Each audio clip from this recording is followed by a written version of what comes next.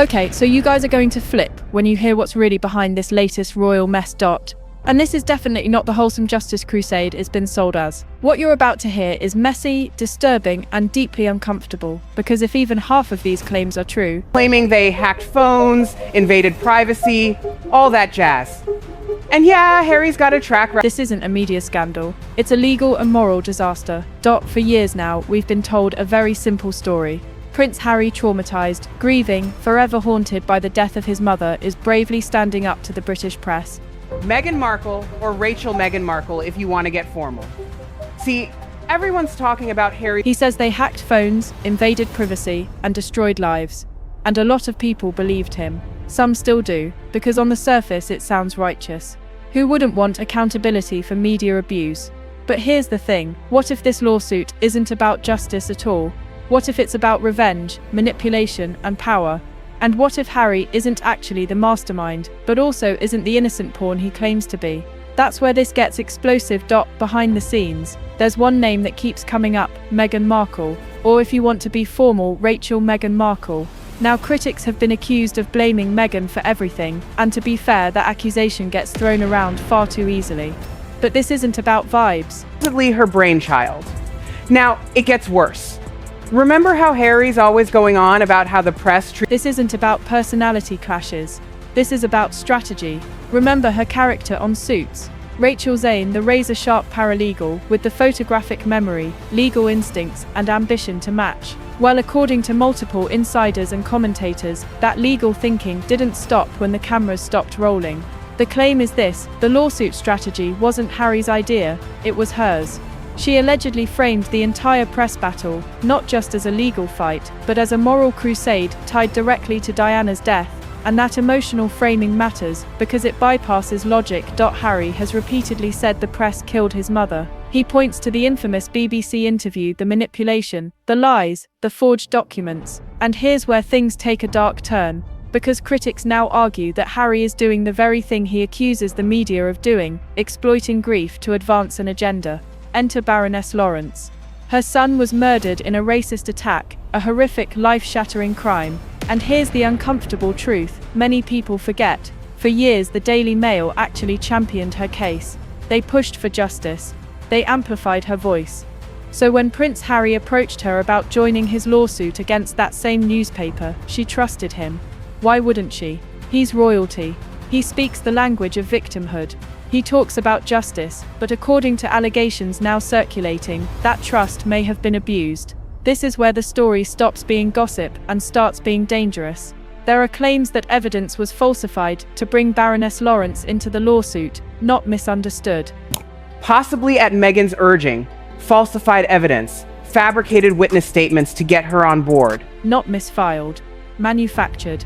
And here's the most alarming part. One of the supposed key witnesses, a man named Gavin Burrows, testified in court that he never wrote the statement attributed to him. Let that sink in.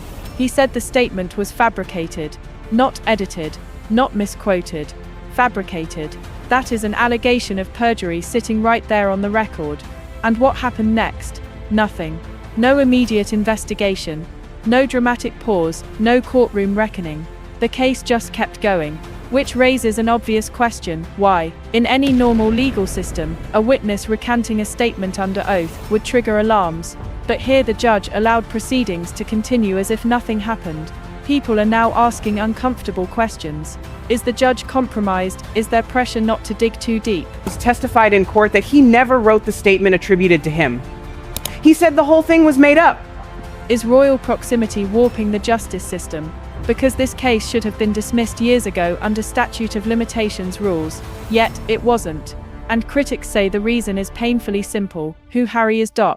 Now let's rewind even further, back to 2016. Elton John had his own legal war with the press after a sexual harassment lawsuit involving a security guard became public. He tried to keep it quiet. He failed, and he was furious.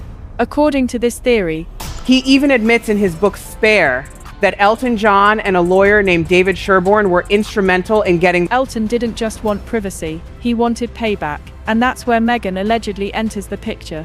Hollywood connections, activist language, legal familiarity. The claim is that Elton used Meghan as a bridge to Harry, knowing Harry's unresolved anger toward the press made him the perfect figurehead. And Harry himself admits in Spare that Elton John and a lawyer named David Sherborne played key roles in launching the lawsuit. That admission alone has raised eyebrows. So now, look at the structure. A lawsuit. But because Harry's involved, because he's the king's son, the judge let it proceed. Traffic of influence. That should be time-barred, allegations of falsified evidence, a witness saying he was set up, a judge declining to intervene, and powerful celebrities backing the case. Critics say this isn't justice. They say it's influence trafficking, because if you or I fabricated evidence, we'd be arrested.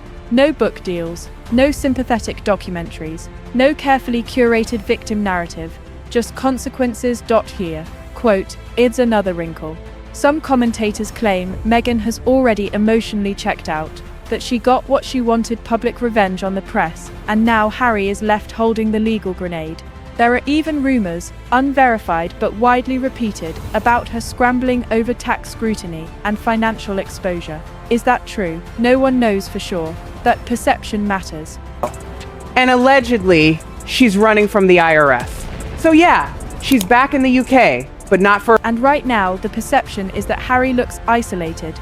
Back to Gavin Burrows. After publicly stating his statement was fabricated, he allegedly went into hiding. Can you blame him? If you believed powerful people were willing to pin perjury on you, and if you felt like the system wasn't protecting you, wouldn't you disappear too? And yet, his voice is barely discussed in mainstream coverage. Some commentators still defend Harry. They say he didn't know, that he was manipulated, that he's emotionally damaged. But here's the thing, Harry is not a child. He is a grown man, with elite lawyers, unlimited advisors, and full legal responsibility. About a judge potentially covering up crimes. About powerful people getting away with stuff that would land you or me. Ignorance is not a defense when you sign court documents. Even if Meghan orchestrated everything, Harry still approved it. The most disturbing part of this entire saga isn't celebrity drama.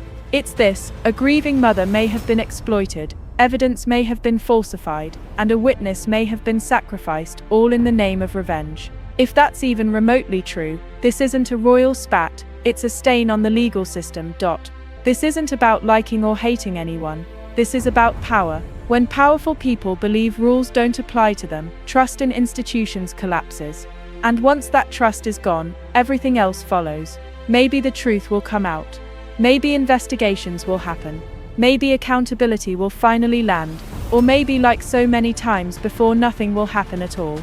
But one thing is certain, this story isn't over. And the more people who talk about it, the harder it becomes to bury. So stay alert, stay critical. And don't let celebrity distract you from the question that actually matters. Is justice really blind, or does it blink when royalty walks in? Because if the answer is the latter, that should scare everyone.